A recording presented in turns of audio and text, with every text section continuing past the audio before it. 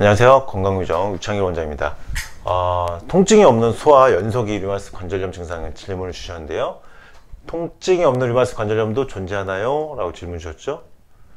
통증이 없는데 실제적으로 근데 통증을 느끼지는 못하는데 류마티스 관절염은 관절에 존재하고 있을 수 있습니다. 그러니까 통증을 못 느낄 수는 있어요. 류마티스 관절염이 있어도. 왜? 약을 복용하니까요. 그럼 류마티스가 있는 건가요? 없는 건가요? 그분은? 류마티스가 있는 걸로 보셔야죠. 통증이 억제되고 있을 뿐 류마티스 관절염은 관절에 그대로 있다는 겁니다. 통증은 느낄 수도 있고 안 느낄 수도 있다.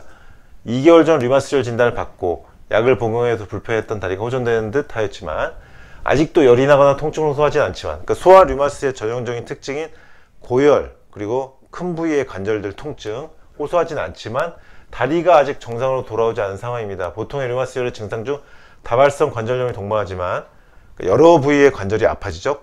열을 동반하면서 보통 약을 복용하게 되면 호전되는 것이 보통인데, 저희 아이 같은 경우는 열이 없고 통증도 없는데 그저 다리를 살짝 저는 정도다. 그러니까 통증은 없는데 걸을 때 아마 쩔뚝거리면서 이제 걷는 건데요. 이런 경우는 지금 일단 발목 관절이나 무릎 관절이 완전치 않은 거죠. 또는 고관절까지도 완전치 않을 수 있습니다.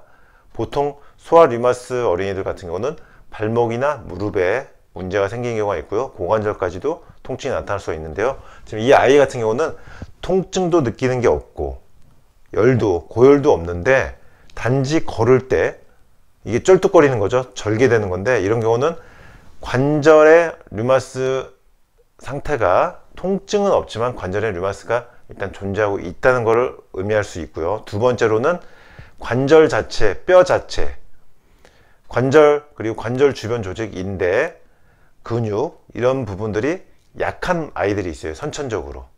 그러니까 이런 아이들은 보통 좀 마른 경우가 많습니다. 허약하거나 좀 빼짝 마른, 살이나 근육이 없이 이 뼈대만 있는 아이들이 있거든요. 그러니까 살이 이렇게 근육이 없고 빼짝 말라 있는 아이들 중에서 이런 경우가 많습니다.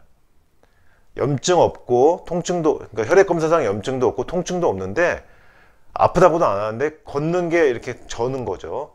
뼈 관절이 선천적으로 약하고 근육량, 저체중, 이런 체중이 적게 나가거나 근육량이 감소된 경우가 많고, 뼈나 관절 자체가, 뼈 자체가 약한 아이들, 뼈 관절 근육 자체가 약한 아이들이 있어요. 이런 아이들이 이렇게 저는 경우가 있습니다. 그리고 아까 첫 번째 말씀드린 통증은 없지만 염증 수치도 정상이지만 관절에 류마티스 관절염이 그대로 존재하고 있는 경우는 통증이 없어도 이렇게 절개되는 경우가 있습니다. 지금 이 부모님 같은 경우는 이 아이가 어디에 속하는지를 한번 제가 말씀드린 것 중에서 잘 한번 골라서 해당되는 거를 아이에게 치료받을 수 있도록 해주시면은 좀 많은 도움이 될 것입니다.